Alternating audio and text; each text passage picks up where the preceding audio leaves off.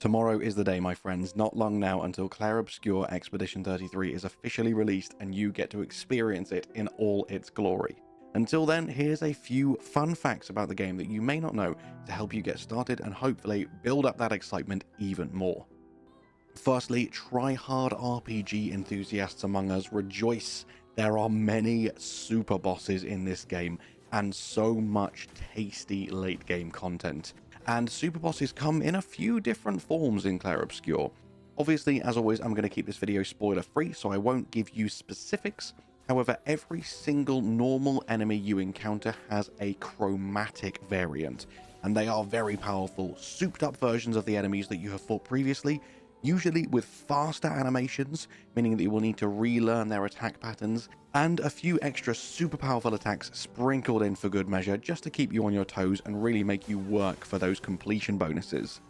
However, chromatic enemies are just the tip of the iceberg. There are far more deadly super bosses awaiting you in the very end game. In fact, you will probably encounter and see some of them early on, but if you do try and tackle them at low level, you are just asking for the sweet release of death. I mean, technically every enemy in the game can be no-hit even at level 1 as long as you are a god at parrying, but some of them get exponentially more powerful the longer they are left unstaggered, to the point where they are effectively impossible. These endgame super bosses will push your skills, your abilities, and your builds to the absolute limit. One of them is even somewhere lurking in the ocean, lying in wait. Think of Emerald Weapon from Final Fantasy VII. Yes, that badass and that scary. Next up, I'm sure you know about some of the real-time mechanics sprinkled into the turn-based combat, but I just wanted to talk about them and flesh them out a little bit for you in case you are still in the dark and you're wondering how exactly it all works. So there are no less than 5 different real-time mechanics built into the turn-based gameplay. Technically a few more if you want to get nitpicky about it, but the main 5 are dodging, parrying, jump counters, gradient attacks, and gradient counters. And then you also have perfect dodges as well, but that's built into dodges. So let's start out with the basic 2, dodging and parrying. So dodging has a more generous window than parrying, but there's pretty much no other upside apart from the generous window. So how you should tackle new enemies you haven't fought before is start by dodging. And when you are seeing the prompt perfect popping up instead of dodge, that means you are hitting the sweet spot, and that is the exact same timing window as a parry. So when you are reliably seeing perfect on your screen when you dodge, that's when you now know you can switch to parrying. And you may think, if you don't know how it works, why would I switch to parrying if dodging has a more generous timing window and will allow me to avoid more attacks? Well, parrying is the high-risk, high-reward version of dodging. So as I say, it's got a tighter window, the same window as a perfect dodge, but if you do manage to parry every single attack in an enemy's string of attacks, you will follow up with a powerful counter. And usually a parry counter attack will do more damage than pretty much any skill in your arsenal. It will do insane amounts of damage and is a really solid way of whittling down super tanky enemies. Please do note though that in 99.9% of circumstances, you do need to parry every single attack in a string of attacks.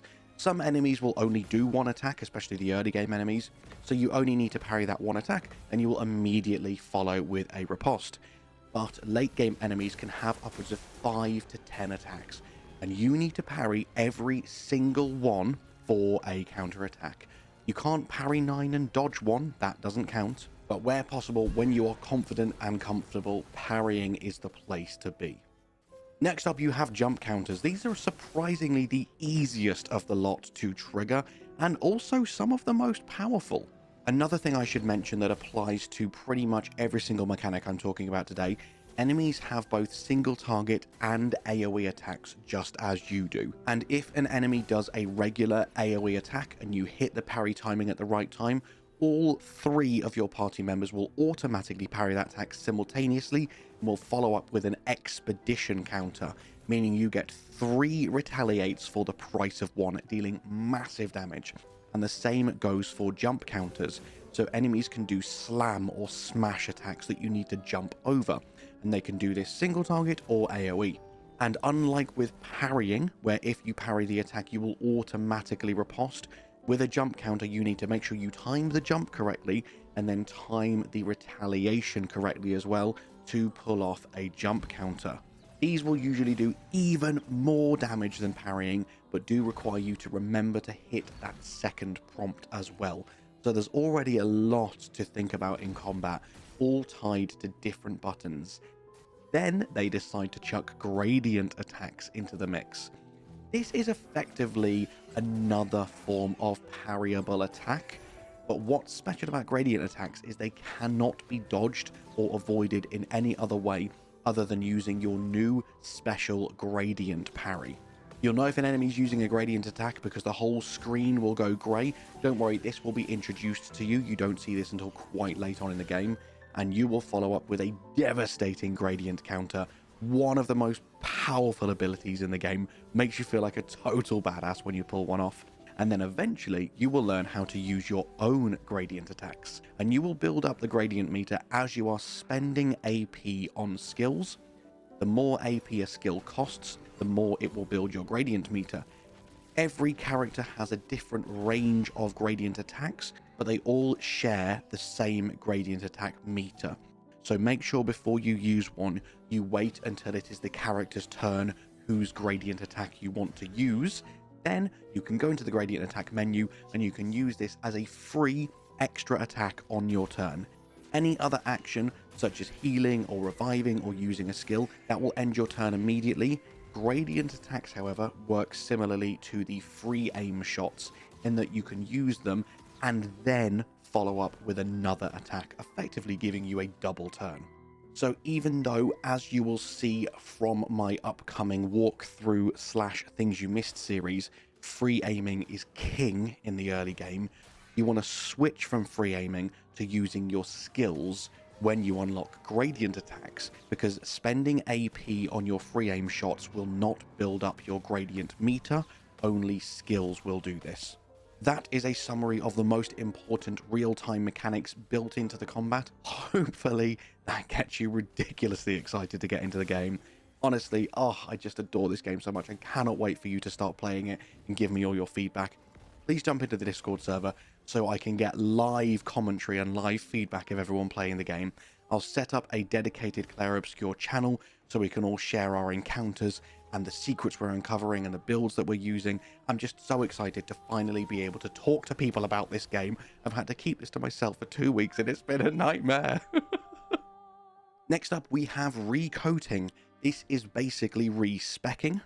I do think it's very clever because painting is obviously a key theme throughout the game. Not only does the paintress paint a number and then everyone dies, not only does she paint monsters, but also you can paint Pictos and Luminas onto your body to give you special skills. And then you can use a recoat to wipe that away and start again, giving you back all of your skill points, all of your attribute points, and allowing you to respec. Now please note, these are limited, and early game, I mean limited. So do not respec early game. Trust me, even if your build's bad, you don't need it. But trust me, you'll be absolutely fine. You'll know the point in the game when you'll want to start thinking about using your recoats, and it'll be maybe around level 25 to 30. And by that point, if you've been following my walkthroughs, if you've been picking up everything in the Things You Missed series, you should have well over 20 recoats. So at that point in the game, you can pretty much respec to your heart's content, making every single character exactly to your specifications until you have got the absolute most overpowered godlike team you have ever seen. Next up, my friends, obviously I just talked about Luminas and Pictos. Arguably even more important than your attribute points, these will give you huge game-changing passive abilities. I mentioned this next point already in my review, so go and check that out if you're curious. But some of them, just to give you a couple of examples, will stop you from being able to receive healing. But one of them, just to give you an example of how crazy game-changing these Pictos can be, will stop you from receiving any form of healing for the first 3 rounds of combat. but you will deal an extra 50% damage from all sources. Another one will halve your health, but it will make you invincible to the first 3 attacks by giving you 3 shields. There are some crazy game-changing Pictos. And again, if you didn't know, when you equip one, if you win 4 fights with that Pictos equipped, you will then permanently learn its ability, which you can then attribute Lumina to unlock that ability permanently for that character. And when one character has learnt it, it's unlocked for all your characters. And your Lumina can be attributed to any skills that you want and changed freely on the fly with no additional cost. So make sure that every time you find a Pictos that you equip it and learn it ASAP so that all of your characters can start benefiting from that passive skill. Now the Lumina that you can attribute is limited, and you will find lots of items scattered throughout the world that will increase your maximum Lumina, meaning you can equip more and more and more passive skills at once. Do watch my walkthroughs, they will show you where to acquire every single colour of Lumina in the entire game to make sure that you can equip the most skills and finally take down them super bosses. And the final thing, one of my favourite mechanics in the game is the last stand of Expedition 33. Later on in the game, you will acquire more than just your main party of 3, and you will have characters in reserve. Make sure these reserve characters are just as combat ready as your main team, because if your main team falls in battle, you will have the option to send in your reserve team, and you will begin the last stand of Expedition 33. And if your reserve party win the fight, they will all be revived at 1 health. You can then heal them all up after the fight, and you can continue on your journey. So it is absolutely crucial to make sure that all your characters are ready to rock and roll at all times. In fact, something I like to do when you have exactly 4 characters, there are a bunch of skills that you can find and acquire early on in the game that will be in my walkthrough that will enhance all of your abilities if the character is fighting solo. So your 4th reserve team member, you just want to give them every single ability that enhances solo combat. They will deal double damage, they will take half damage, they will start hasted, they will start with the powerful buff, they will just be an absolute solo god, effectively being as powerful as a full reserve team on their own. That is what I believe are probably the 5 top things you should know about the game before going into it. Hopefully this has got you even more excited than you already were. Make sure you subscribe and stay tuned for all of my upcoming guides and walkthroughs. And as always, my friends, all that's left for me to say is thank you so much for watching. I hope you have an amazing day, and I'll see you in the next one. Bye-bye.